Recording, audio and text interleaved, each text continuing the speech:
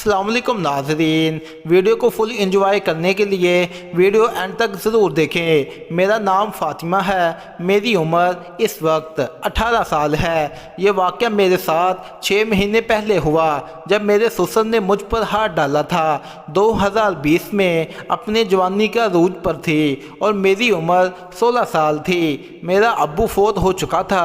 मेरे घर का कारोबार सारा कुछ अम्मी चला रही थी। मेरी मंगनी बचपन में ही मेरे कज़न से हो गई थी। जब मैंने होश भी नहीं संभाला था, पता ही नहीं चला कि मैं कैसे जवान हो गई और मेरी अम्मी को मेरी शादी की फ़िक्र हो गई क्योंकि मेरा अब्बू फौत हो चुका था। वो कहती थी मैं जवान बेटी को अपने घर में कैसे रख सकती हूँ, इसको अपने शोहर के हवाले कर लूँ, फिर वो जाने, इनकी मर्ज़ी जाने।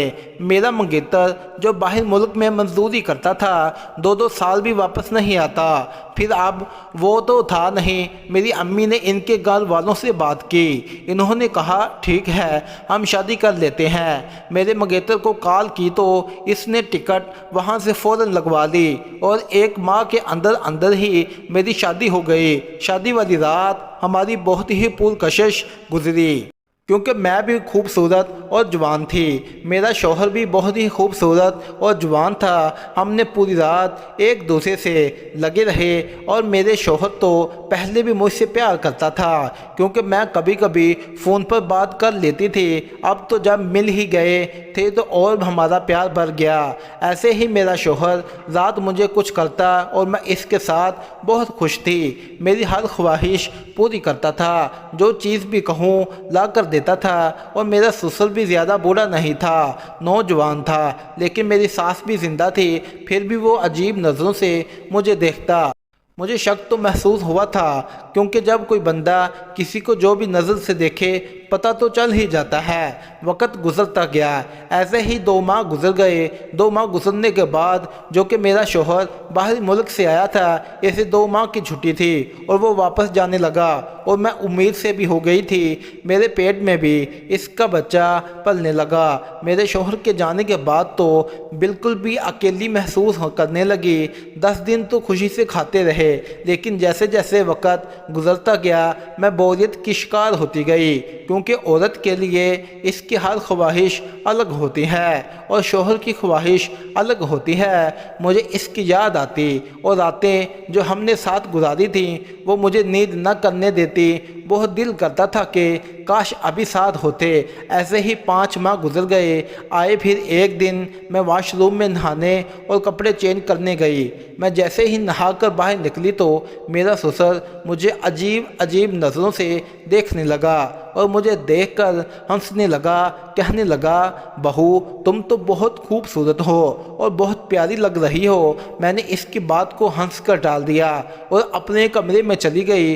2 दिन ही गुजरे थे कि मैं फिर से वॉशरूम में गई और जैसे ही वापस अंदर कमरे में आई तो मेरे ससुर मेरे कमरे में खड़ा था। इसने ऐसे ही मेरी छाती पर हाथ लगाया तो मैं चौंक गई और अपने ससुर को कहा ससुर जी आप क्या कर रहे हो, आपको शर्म नहीं आती? मैं आपकी बेटी जैसी हूँ, आपकी बेटी भी मुझ जैसी जवान है, आपको कुछ तो लिहाज करना चाहिए। मैं आपकी बेटी की बीवी हूँ। फिर मेरा ससुर चला गया और ये बात मैंने अपने शौहर को फ़ोन करके कहा तो इसने कहा मैं अब्बू से बात करूँगा।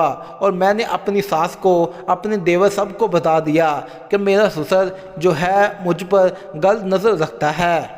मेरी सास और मेरे देवर ने मेरे ससुर के साथ झगड़ा किया तो वो कहने लगा कि मैं भी जवान हूँ, फिर मेरी शादी कर दो। साहिब मैंने बातें सुनाई और मुझे कहा अभी तुझे ये कुछ नहीं करेगा। फिर मैं खुश हो गई।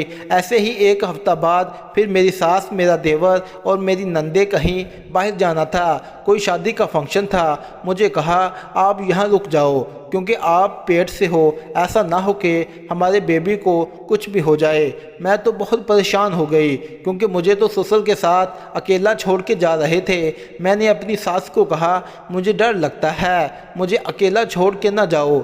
इसने मुझे तसल्ली दी, कहा अभी ना डरो, अभी ये तुम्हें कुछ नहीं कहता। मैं इनकी बात मानकर घर पर रह गई और अपने कमरे में सो गई। गई। मेरा सिकंदर आया तो मुझे कहने लगा कि बकरे की माँ कब तक खैर मनाएगी। आखिर मेरा टाइम आ ही गया। मुझे पता चल गया था कि आज मेरा ससुर मुझे नहीं छोड़ने वाला। तो फिर वही हुआ जिसका डर था। इसने मुझे पकड़कर ज़मीन पर पटका और मैं चलाती रही, ससुर को वास्ते देती रही, लेकिन इसने मेरी एक न सुनी। वो अपनी ज़िद पर अड़ा रहा और थोड़ी देर बाद मुझे भी सुकून महसूस होने लगा, क्योंकि मेरा शौहर भी 6 माह से चला गया था और मैं खामोश हो गई, एहतजाज नहीं किया। इस तरह से ससुर ने अपना काम तमाम किया। इसके बाद ससुर बाहर चला गया और मुझे कहा कि खबरदार घर वालों को कुछ बताया तो मैं तुम्हें जान से मार दूंगा। फिर मैं भी डर के मारे चुप हो गई। आज तक मैं अपने शोहर की नज़रों में शर्मिंदा हूँ। गलती मेरी तो नहीं थी, लेकिन मेरा हक बनता था कि मैं अपने शोहर को बताऊँ। ये गुनाह तो हो गया, लेकिन मैंने आज तक अपने शोहर को कुछ भी नहीं बताया। और अल्लाह जाने मेरे ससुर को दिल पर रहम आ गया तो अभी वो इंसान बन गया है। अब मुझे वो तंग नहीं करता। अब मेरी ज़िंदगी हंसी खुशी गुजर रही है। नाज़रीन, अगर वीडियो अच्छी लगी हो तो मेरे वीडियो को लाइक ज़रूर करें, चैनल को सब्सक्राइब करें, बेल नोटिफिकेशन